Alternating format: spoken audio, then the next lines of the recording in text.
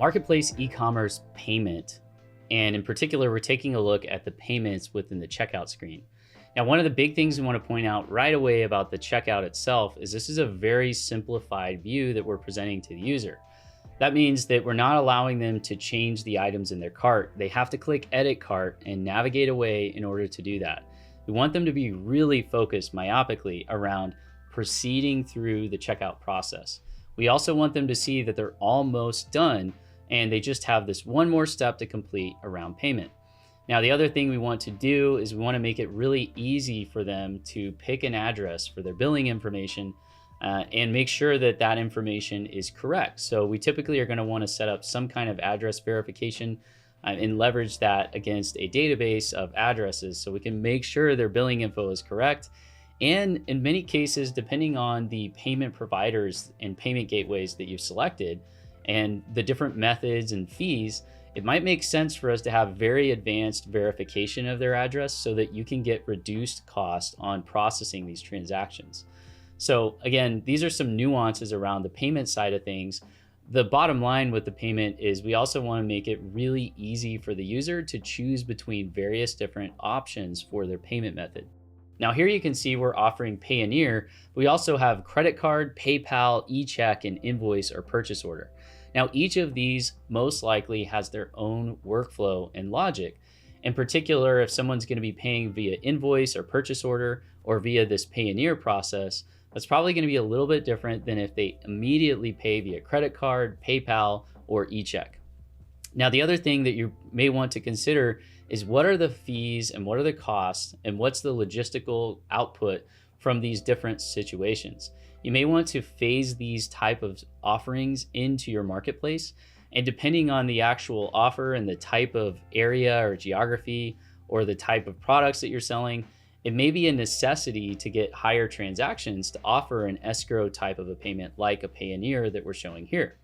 Now, we'll go into Payoneer in a subsequent video, but the big thing that we want you to note is that different payment types have different screens and UI UX experiences that are going to make sense to cater and make standard based on the industry that you're in and just generally UI UX experience that somebody's looking for.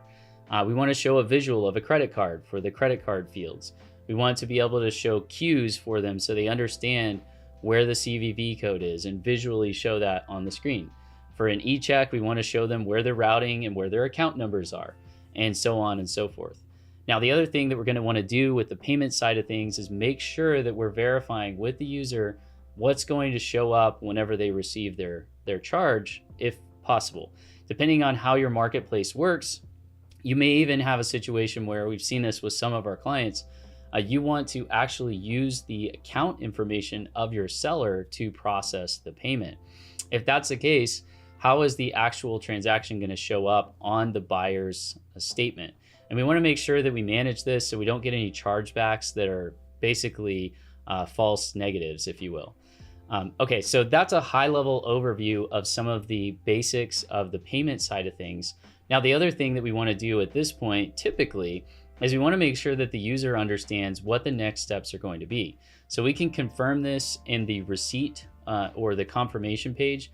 Or we can also show so they understand before their payment is processed, hey, this is a summary of what your order is before you go ahead and click submit. And it just depends on how you want to do that. But many times we actually offer a summary screen before they submit their payment. And we're sort of checking off all the boxes. This is your shipping address. This is your billing address. Here's your basic information for payment. Here's the lead time on your order for the shipping. And these are the items that you ordered. Make sure you've confirmed all this before you submit. And of course, this is probably pretty obvious, but the question that I would have for you is how do you want to set that up so that that's the most optimal based on your specific industry and your specific marketplace? I hope this gives you some food for thought with how you're going to configure your marketplace e-commerce platform. We also have complementary resources that we're going to talk about next. And we hope these help you on your journey ahead with marketplace e-commerce. Thanks for watching. Thanks for watching this video on marketplace e-commerce. In this particular edition, we went into quite a bit of detail. However, we want you to know that we have complementary resources that you can download for free that give you a summary and a cheat sheet on key aspects of marketplace e-commerce. In particular, we go into quite a bit of detail around a checklist. It can be really helpful when upfront planning for a marketplace e-commerce project. We also have go live steps and optimization steps around various different aspects of running the marketplace, making it self-service, setting up the governance rules, optimizing for organic SEO, performance, security tuning, and really the list goes on. We certainly encourage you to take a look at those links in the description.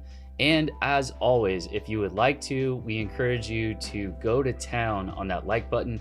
Certainly feel free to subscribe so you can get notifications about additional videos like this. And we'll look forward to seeing you in the next video. Thanks for watching, and bye for now.